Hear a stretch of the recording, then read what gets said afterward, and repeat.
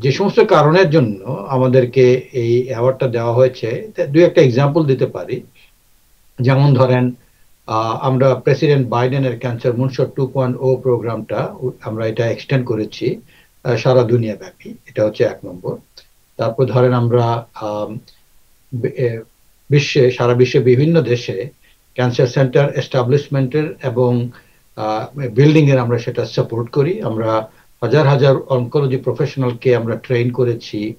তারপর ধরেন আমরা আম এ অনেক রিসার্চ করেছি বিভিন্ন আ কান্ট্রিতে। মোস্টলি আপনার ধরেন মাল্টি কান্ট্রি ক্লিনিক্যাল ট্রায়াল।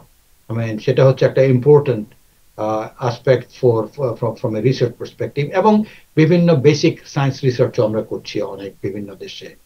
তারপর ধরেন আমরা অনেক ইম্পোর্টেন্ট পেপার পাবলিশ করেছি। আ আপনার ধরেন ইনফ্লুয়েন্সিয়াল জার্নাল যেমন ল্যান্সেট অনকোলজিতে। আমরা রিসেন্টলি একটা সিরিজ অফ পেপার আমরা পাবলিশ করেছি যেটা সার্ক কান্ট্রিজ এর ক্যান্সারের কি অবস্থা এখন বর্তমানে। এটার এডুকেশন, ট্রেনিং, রিসার্চ দেশের এই সার্ক কান্ট্রির বিভিন্ন দেশগুলোতে আপনার আ আ ক্যান্সার কেয়ারের যে ইনফ্রাস্ট্রাকচারে যে বিভিন্ন চ্যালেঞ্জ গুলো আছে সেগুলো নিয়েও অনেক কথাবার্তা হয়েছে এই সিরিজগুলোতে। তারপর ধরেন আমরা আ এ ইউ নো দি এ একটা ল্যান্সেট কমিশন রিপোর্ট আমরা পাবলিশ করেছিলাম আপনার সাব-সাহারান আফ্রিকার উপরে। সেটার উপরে কাজ করে আফ্রিকাতে অনেক পলিসি চেঞ্জ হয়েছে এবং হোয়াইট হাউসের সাথে অনেক মিটিং হয়েছে লিডারদের সাথে বিভিন্ন লিডারদের নিয়ে। এবং সেটা নিয়ে আমরা ধরেন ওভার $300 মিলিয়ন ও আমরা সিকিউর করেছি আপনার হোয়াইট হাউস থেকে বিভিন্ন ক্যান্সার ইনিশিয়েটিভ এ সাপোর্ট করার জন্য। সো আমার ধারণা আমরা এই যে বিভিন্ন দেশে সারা আমরা প্রায় সমস্ত মহাদেশগুলোতে প্রায় ৫ টা ৬ টা মহাদেশে আমরা বিভিন্ন কাজে ক্যান্সারের কাজে আমরা আমরা ইনভলভ।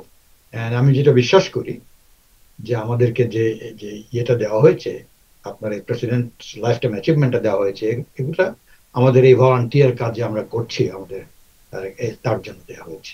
যে আমার স্বপ্নটা হচ্ছে বাংলাদেশের প্রত্যেকটা লোকের যেন অ্যাডভান্স কেয়ার যেটা দরকার, state of the art care যেটা দরকার, সেটা আমরা তাদের বাড়ির কাছে নিয়ে পৌঁছাতে দেওয়ার চেষ্টা করি।